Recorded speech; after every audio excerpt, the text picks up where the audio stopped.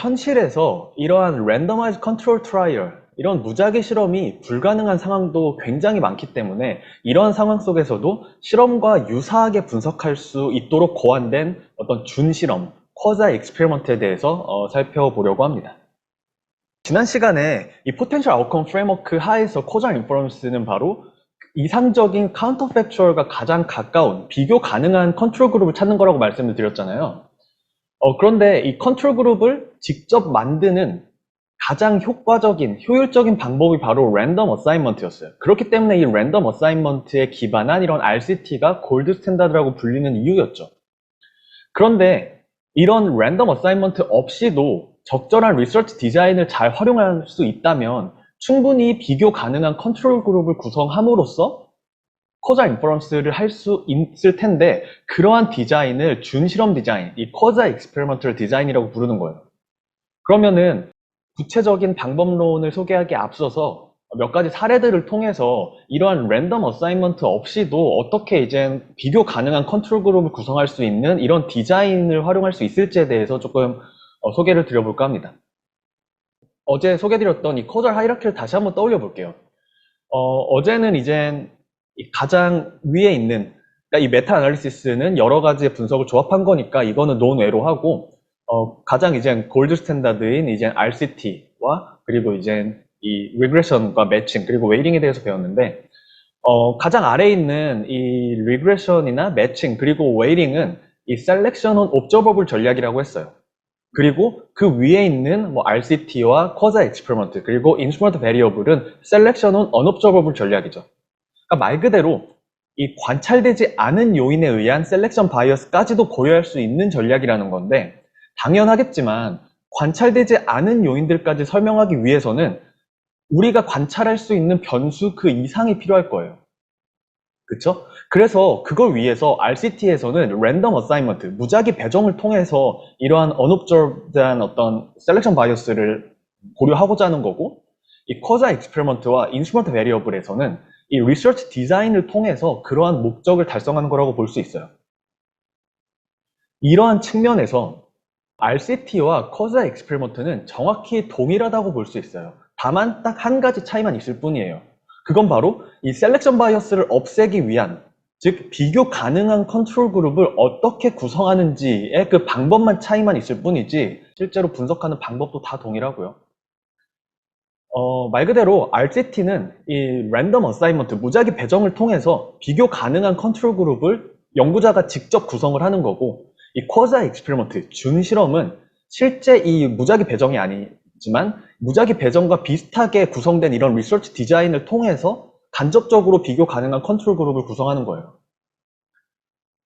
그래서 이 지난 시간에 이 RCT의 결과를 신뢰하기 위해서 어떤 조건을 따져봐야 한다고 했는지 기억나시나요?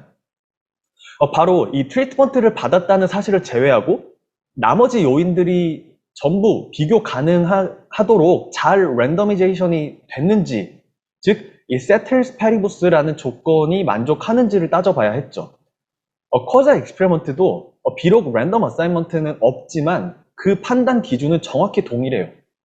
이 무작위로 배정을 하진 않았지만 과연 해당 리서치 디자인을 통해서 구성된 이런 컨트롤 그룹이 이 트리트먼트가 없을 때의 트리트먼트 그룹, 즉 카운터팩추얼과 얼마나 비교 가능한지 여부가 결국 그러한 코자 인퍼런스의 결과를 믿을 수 있을지에 대한 어떤 관건이겠죠. 그래서 코자 익스페리먼트가 이런 랜더마이즈 컨트롤 트라이얼, RCT와 동일선상에 있는 걸 이해하는 게 어떻게 보면은 가장 중요한, 이 포텐셜 아웃컴 프레임워크에서 가장 중요한 부분 중에 하나라는 것도 말씀드릴 수 있을 것 같아요. 그럼 계속해서 이렇게 뭐 랜덤 어사인먼트 없이 뭐 리서치 디자인을 통해서 이런 비교 가능한 컨트롤 그룹을 구성하는 거에 대해서 계속 말씀을 드리고 있는데, 사실 이런 처음 접해보신 분들은 이런 리서치 디자인이라는 게 사실 잘 감이 안 오실 수도 있을 것 같아요. 그래서 몇 가지 쉬운 사례들을 통해서 코자 인퍼런스를 위한 리서치 디자인이라는 게 뭔지에 대해서 제가 몇 가지 소개를 드려볼까 합니다. 전통적으로 경제학에서 이제 경제 성장에 미치는 요인에 대해서는 굉장히 연구가 많이 되어 왔죠. 그쵸? 그 초창기에는 뭐 경제 성장 모형에서 뭐 자본의 어떤 중요성을 강조를 했고, 뭐 그 외에는 뭐 휴먼 캐피럴이나 뭐 이런 기술 발전의 중요성도 이제 강조를 해왔는데, 상대적으로 최근에 이제 크게 주목받고 있는 경제 성장의 요인 중에 하나가 바로 사회제도, 인스티튜션이에요. 그 가장 대표적인 예가 아마 우리에게 너무 익숙한 남한과 북한의 차이일 거예요.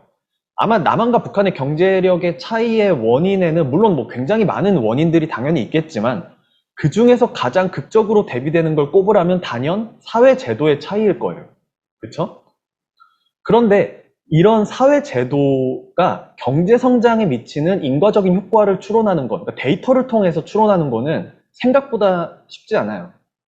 왜냐하면은 이 포텐셜 아웃컴 프레임워크 그리고 세테리스 페리부스 관점에서 생각해 보면 이런 사회제도라는 거는 당연히 실험이 불가능하고 또 어떤 카운터 팩추얼 관점에서 생각하는 게 그렇게 분석하는 게 쉽지만은 않다라는 거는 충분히 공감해 볼 수 있겠죠.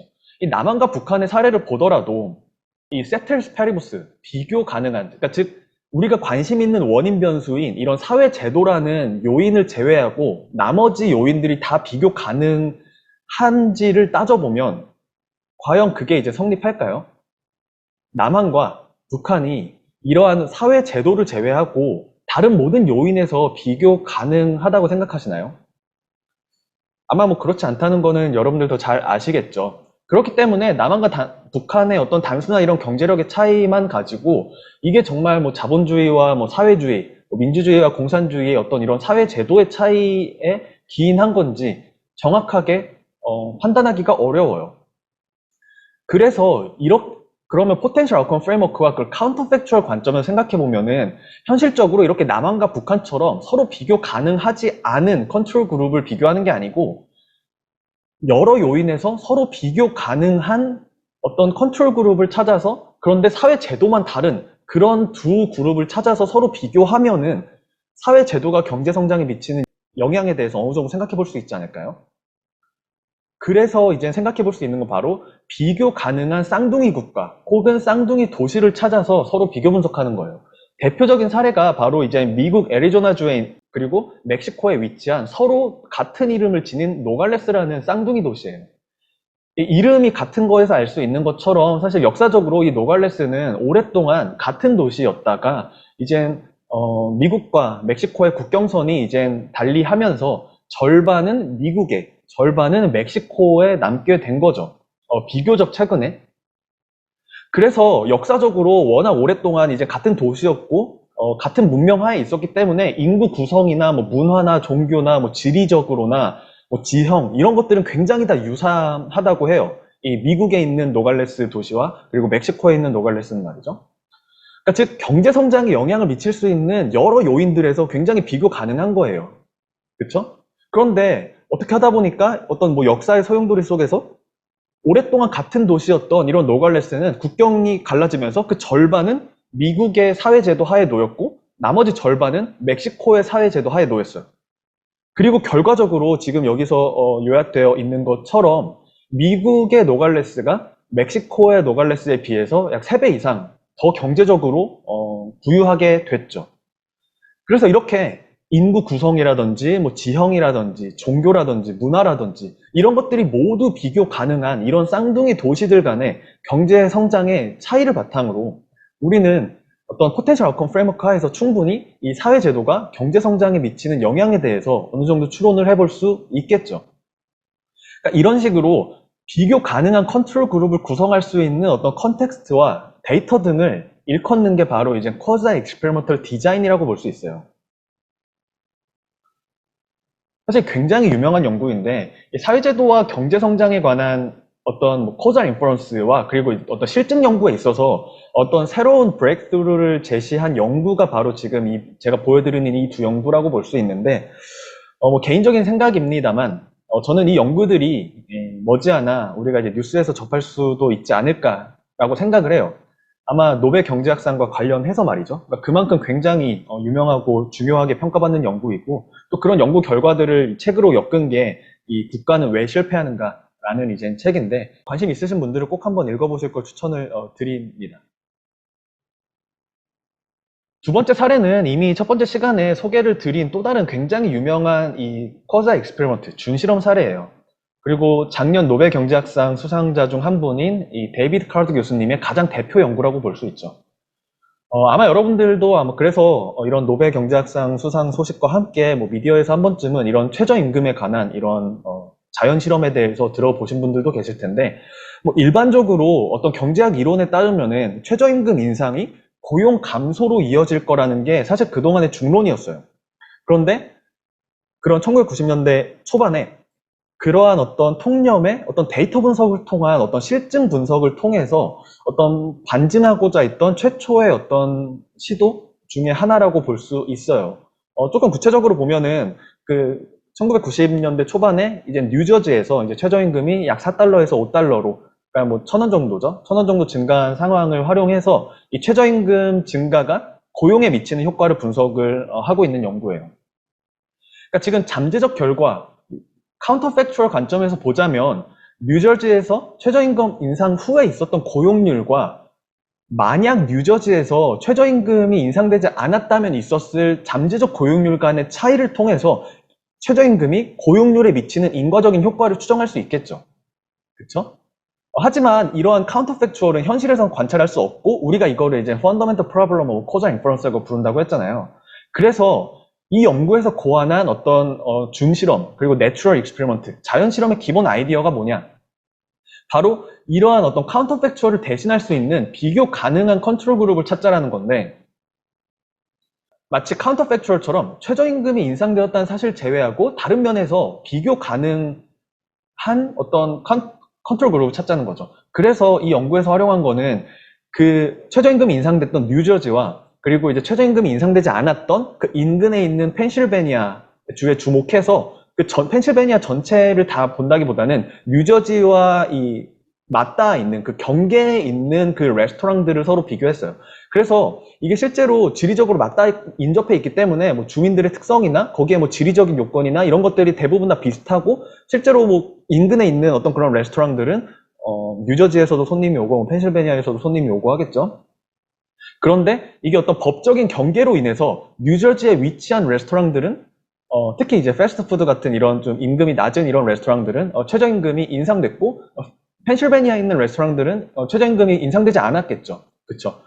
이게 실험을 직접 한 건 아니지만 마치 이 실험을 한 것과 비슷하게 어떻게 보면은 한쪽만 최저임금 인상 영향을 받았고 나머지 한쪽은 최저임금 인상이 되지 않았기 때문에 자연적으로 이런 트리트먼트 그룹과 컨트롤 그룹이 나뉘는 상황이 된 거죠. 그렇죠? 그래서 이렇게 자연적으로 발생한 상황을 마치 실험처럼 활용한다고 해서 내추럴 익스페리먼트, 자연 실험이라고 부르기도 하는 거예요. 그래서 뭐 분석 결과가 중요한 건 아니겠지만 어쨌든 오른쪽에 그래프를 보시는 것처럼 이 뉴저지에서 최저임금이 인상되었음에도 불구하고 그 경계에 있는 펜실베니아에서의 레스토랑에서의 고용률과 비교했을 때 고용률의 변화가 거의 없거나 오히려 살짝 증가하는 거 볼 수 있죠. 그래서 결국에는 이 연구를 통해서 이제 최저임금 인상이 반드시 고용 감소로 이어지는 것은 아닐 수 있다라는 걸 결론을 내리고 있어요. 가장 대표적인 어떤 이 코자 익스페리먼털 디자인의 예시라고도 볼 수 있죠. 이번에는 조금 다른 컨텍스트에서 한번 살펴볼게요. 이번에는 약간 사회 재난에 관련된 문제인데, 뭐 요즘도 여러분들 다 아시겠지만 가뭄도 굉장히 심각하고 또 전 세계적으로 폭염도 굉장히 심하죠. 사실 이런 폭염이라는 게 자연재해이자 그리고 사회적 안전망과 직결될 수 있다는 걸 사회적으로 인식하게 된 건 사실 그렇게 오래된 건 아니에요. 미국 같은 경우는 어떤 그런 폭염이 어떤 자연재해이자 사회적 재해라고 인식하게 된 계기 중에 하나가 바로 이제 1995년에 있었던 어떤 이런 시카고 폭염 참사라고 볼 수 있는데, 일주일 넘게 40도 이상의 폭염이 계속 지속되면서 그 일주일 사이에 그 시카고 그 단일 도시에서만 700명 이상의 사망자가 나왔다라고 해요. 그래서 이 문제를 연구한 이 에릭 클라이넨버그 교수님이 이 히트웨이브, 폭염 사회라는 이제 번역서도 있는데 이 책을 썼고, 이 책 안에서 이제 이 커자 익스페리먼트 디자인의 훌륭한 사례가 나와서 소개를 드려볼까 합니다. 먼저 이 시카고 폭염에 대한 연구는 왜 사회적 요인에 대한 원인을 이해하는 게 중요한지에 대해서 단적으로 보여주고 있어요. 지금 여기서도 이제 얘기하고 있는 것처럼 1995년에 폭염으로 700명 이상이 사망한 후에 뭐 연구자들과 그리고 지자체에서 이제 그런 사망한 사람들에 대한 어떤 역학조사를 진행을 했고, 그런 원인을 파악하고자 이제 분주히 노력을 했어요. 뭐 그 결과 뭐 재난대응센터도 설립하고 폭염 재난에 대해 대응하는 어떤 매뉴얼도 만들 수 있었다고 하죠. 그리고 약 4년 후에 이제 1999년에도 비슷한 이제 폭염이 이제 시카고에 있었는데, 1995년과는 달리 그래도 그간의 어떤 연구 조사를 통해서 그래도 어느 정도 대비가 되어 있었기 때문에 어떤 폭염에 취약한 어떤 사회적 환경에 놓여 있는 어떤 계층들을 파악하고 그러한 원인에 대해서 이미 파악하고 있었기 때문에 그런 원인을 어떤 해결하고자 하는 이런 여러 가지 지원을 아끼지 않고 또 이런 대책을 강구함으로써 비록 뭐 100명의 사망자가 충분히 많긴 하지만 그래도 4년 전에 700명 이상이 사망했던 것보다 훨씬 더 그 사망자를 크게 줄일 수 있었죠. 사실 이러한 사례는 코잘 인퍼런스의 목적이 무엇인지를 다시 한번 상기해 볼 수 있는 좋은 사례가 아닐까 생각을 해요. 코잘 인퍼런스는 프리딕션과 달리 그 주된 목적이 어떤 원인 변수에 대한 인터벤션 스트래티지를 디자인해서 결과적으로 그 결과를 어떤 아웃컴을 향상시키고자 한다라는 거를 어떤 현실에서 보여주는 굉장히 좋은 사례라고 할 수 있겠죠. 그러면은 과연 이 시카고 폭염에 대해서 어떤 그런 사회적 요인의 영향에 대해서 어떤 방식으로 연구를 할 수 있었을까요? 사실 이런 경우는 너무 당연하겠지만 이 어떤 무작위 실험이 당연히 불가능하겠죠. 일단 기본적으로 어, 폭염이라는 거를 어떻게 연구자가 마음대로 컨트롤할 수 있는 것도 아니고 또 생명과 직결된 이런 부분에 있어서 실험을 고안하는 것은 당연히 윤리적으로도 허용돼서는 안 되는 부분이죠. 그래서 이 폭염사회라는 책에서 소개된 한 가지 굉장히 재밌는 사례를 소개를 드리고자 하는데 이 인과추론, 특히 이 포텐셜 아웃컴 프레임워크 하에서의 인과추론의 접근법을 굉장히 잘 보여주고 있는 사례라고 생각을 해요. 지금 오른쪽에 시카고의 지금 이 지도를 보여주고 있는데 여기 지도에 표시되어 있는 부분에 이제 노스 론데일과 사우스 론데일이라는 동네가 있어요. 여러분들 이름에서도 알 수 있는 것처럼 북쪽과 남쪽에 이렇게 인접해 있는 동네에 있고 두 지역의 뭐 인구 구성도 매우 유사하고 또 지리적으로 인접해 있기 때문에 폭염 수준도 그 당시에 굉장히 비슷했고 뭐 여러 가지로 예를 들어 폭염에 취약했던 독거노인의 비율이라던가 뭐 빈곤층의 이런 비율이라던가 이런 것들이 다 비슷했다고 해요. 하지만 그 폭염의 피해 수준이 굉장히 달랐는데 노스 론데일 같은 경우에 이 인구 대비 사망률이 이 사우스 론데일에 비해서 10배 이상 높았어요. 그리고 연구 끝에 이러한 원인을 이제 공동체에서 찾았죠. 그래서 여기서 뭐 간단하게 요약이 되어 있는 것처럼 이 노스 론데일은 이 지역 경제가 굉장히 무너지고 인구가 줄고 뭐 비어있는 상점들도 많고 뭐 범죄율 굉장히 높아지고 마약률도 높아지고 그러니까 전형적인 쇠락한 도시였다고 해요.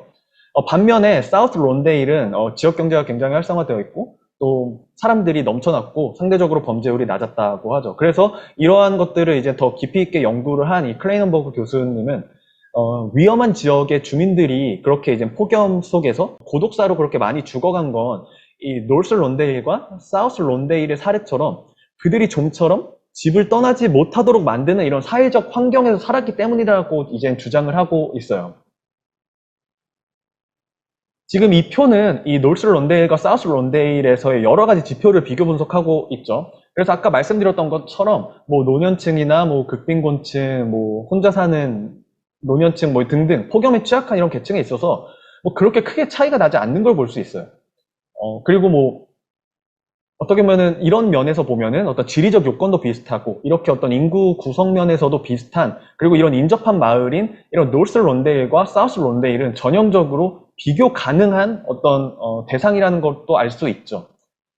그런데 결국에는 결과적으로 인구 대비 사망률이 10배 이상 차이가 있는 거를 통해서 우리는 이런 두 마을에서의 어떤 폭염 피해의 차이가 어떤 다른 요인들, 어떤 인구 구성이라든지 지리적인 요건, 어떤 다른 요인이 아니고 바로 어떤 그 지역의 어떤 공동체의 붕괴로 인한 어떤 범죄율의 증가나 어떤 사회적 공동체의 부재 등 때문이라고 어떤 합리적으로 그 인과관계를 추론할 수 있게 되는 거겠죠.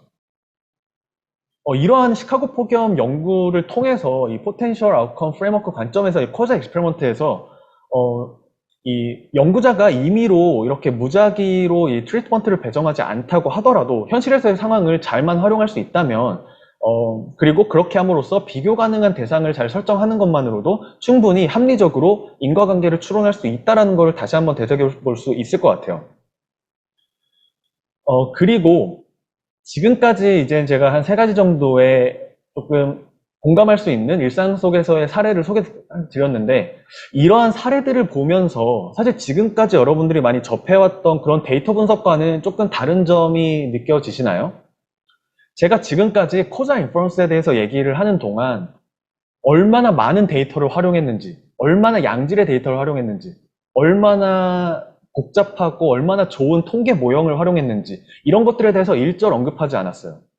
단지 어떤 리서치 디자인을 활용했고 얼마나 비교 가능한 컨트롤 그룹을 구성할 수 있었는지에 대해서만 말씀을 드렸죠. 이게 바로 핵심이에요. 사실 이런 리서치 디자인은 굉장히 뭐 정형화되어 있는 건 아니고 정말 말 그대로 컨텍스트에 따라 다르고 케이스 바이 케이스예요. 지금 이 표에서는 이 마케팅 컨텍스트의 연구에서의 이 코자 익스페리먼트의 연구 사례들을 이제 정리해서 보여주고 있는데, 뭐 하나하나 연구의 사례가 중요하다기보다는 지금 이 표에 보시면은 굉장히 다양한 컨텍스트에 굉장히 다양한 상황을 리서치 디자인으로 활용하고 있다는 걸 알 수 있어요. 그래서 이 포텐셜 아웃컴 프레임워크에 기반한 이런 코자 익스페리먼트 방법을 우리가 흔히 이제 디자인 베이스드 어프로치라고 불러요. 그리고 그러한 디자인 베이스드 어프로치에서 인과 추론, 코자 인퍼런스가 얼마나 잘 됐는지 여부는 여러분들이 얼마나 많은 데이터를 활용했는지, 얼마나 복잡한 통계 모형을 활용했는지에 따라 결정되는 게 아니에요. 제가 계속 설명드렸던 것처럼 이미 코자 인퍼런스가 가능한지 여부는 데이터를 모으기 전에 결정될 수도 있어요. 여러분들이 이 세틀스페리고스를 만족하는 비교 가능한 컨트롤 그룹을 얼마나 잘 구성할 수 있는 리서치 디자인을 고안했는지에 따라서 이 인과 추론의 퀄리티가 결정된다라고 볼 수 있고, 그런 이유에서 디자인 베이스드 어프로치다라고 부르는 거예요.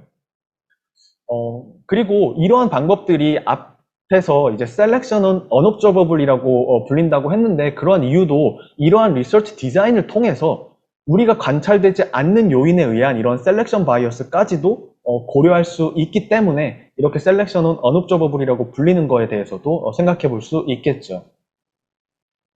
리서치 디자인을 활용한 디자인 베이스드 어프로치, 즉 이 랜더마이즈 익스페리먼트, RCT가 불가능한 상황에서 이러한 RCT를 모방함으로써 성공적으로 인과 추론을 해왔었던 어떤 그런 공로를 인정받아서 작년에 노벨 경제학상이 또 그러한 공로를 인정한 어떤 사례라고 볼 수 있죠.